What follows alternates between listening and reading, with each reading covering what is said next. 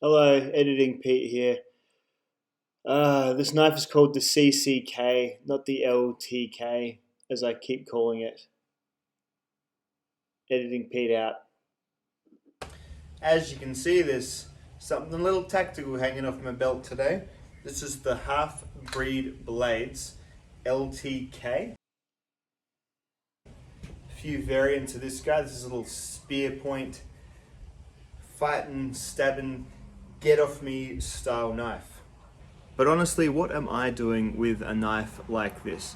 I mean, my Instagram looks less like this. Right into this world, all alone. And more like this.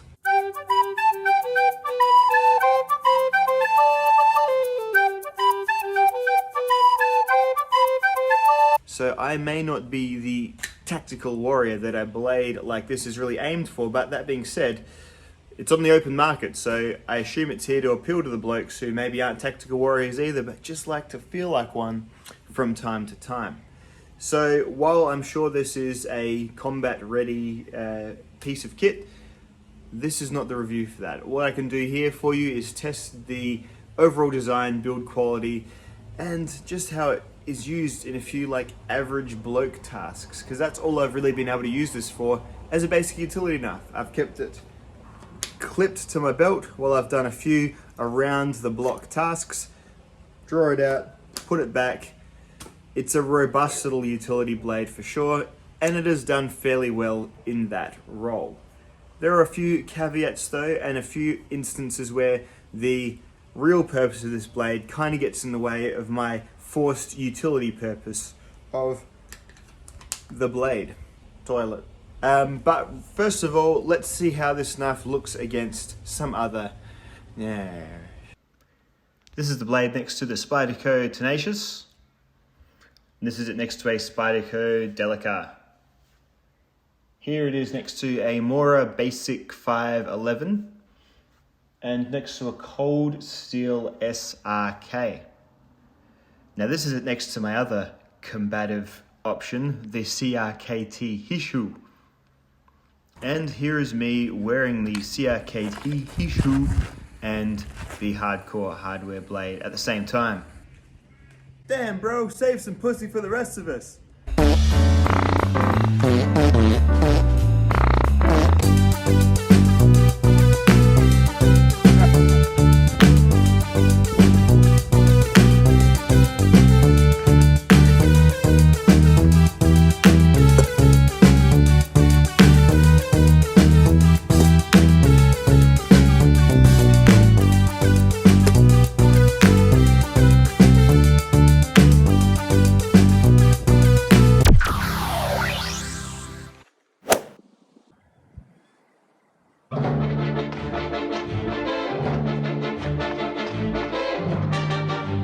Alright, so basic components of the knife. You've got G10 handle, sort of heavily sculpted, both like stylistically and also to catch fingers.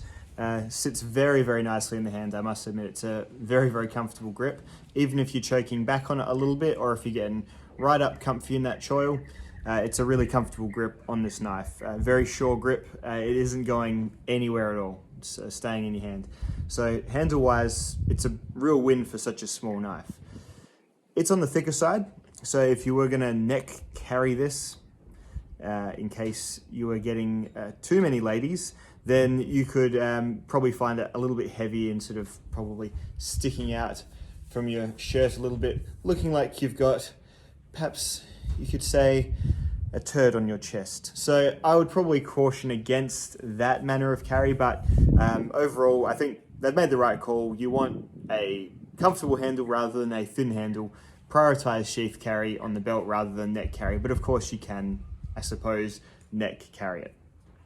Now looking at the blade there, it's D2 steel, and it's a pretty symmetrical spear point. Obviously only one edge is sharp. You've got this central fuller here for strengthening, I suppose, and also I'd say style.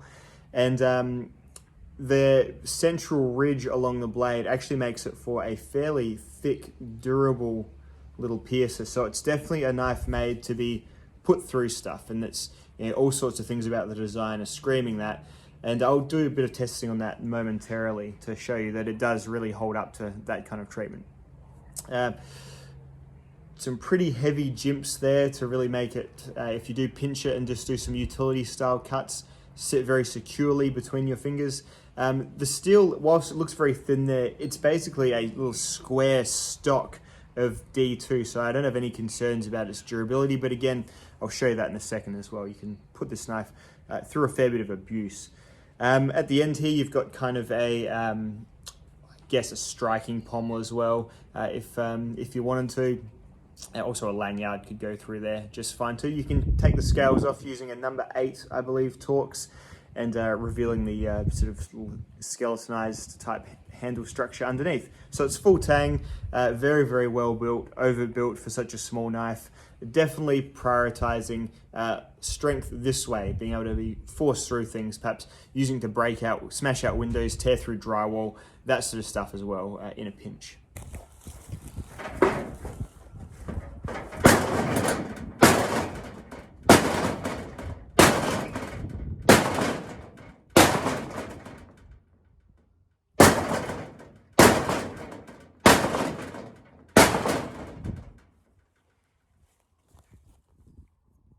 As you see here, apart from the scuff, the tip is still completely formed, very, very tough stuff.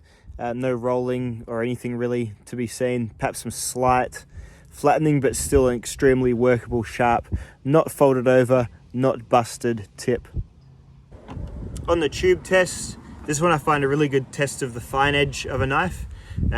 Thicker knives generally struggle fairly dramatically with this test, and I'm sort of predicting this one may. This stuff's horrible to cut for even a really sharp knife, but yeah, and this is still like sharp at the edge, but just getting through something like this, and you'll see, I'll show you next to a thinner knife in a second how much easier it can be.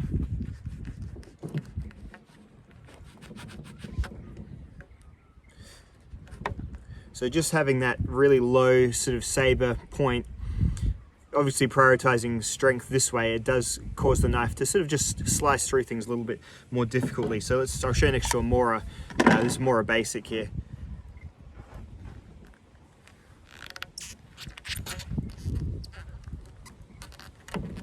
So much less effort required. Let's try the Spyderco Tenacious. So yeah, just much more meat behind that edge, really making for, you know, less of a fine slicing tool. And that should be pretty obvious, and probably not what you're buying it for anyway. So I noticed when I was doing, I took it out, I had a giant box to take down. That thick edge just generally kind of binds up a little bit when you're trying to cut through cardboard, all that sort of thing.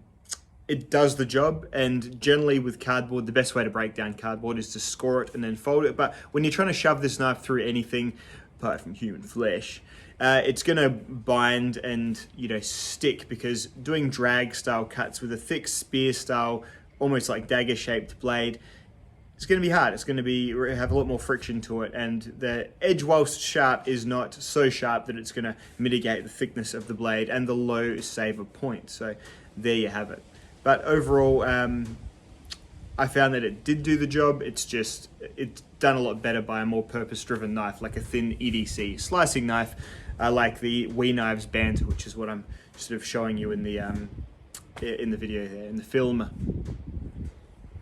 So yes, of course, I'm not the target mark for this knife. The target for this knife is obviously someone I would generally say is a firearm user, concealed carrier, someone like that, who wants perhaps a get off me sort of piece of gear put in behind the gun holster, something like that. This would be a perfect use for that knife. You can draw it quickly, it forms in your hand really well, and you'll be able to deploy it and use it in that sort of context. And even if it's just part of your drills and you never even use it, you can rely on it because it's generally well made. Hardcore Hardware, they send me stuff, and I certainly don't discourage that. They're an Australian company, and it's just a bit of a supporting your locals kind of thing. And in this case, yeah, I don't really have a great deal of practical recommendations regard to its use, because it's just not in my scope. But I can say it's well made. I can say it looks good, and like most of their stuff, it's pretty cool. And isn't cool a large part of why we're into knives in the first place? I know it is for me. So it's a cool knife. It's made well, and if it fits your tactical loadout, or if you're after something that's a pretty large utility knife, that's thick and stout and will last for ages, then go for it. The LTK from Halfbreed Blades. Thanks for watching, dudes. I'll see you in the next video. Goodbye.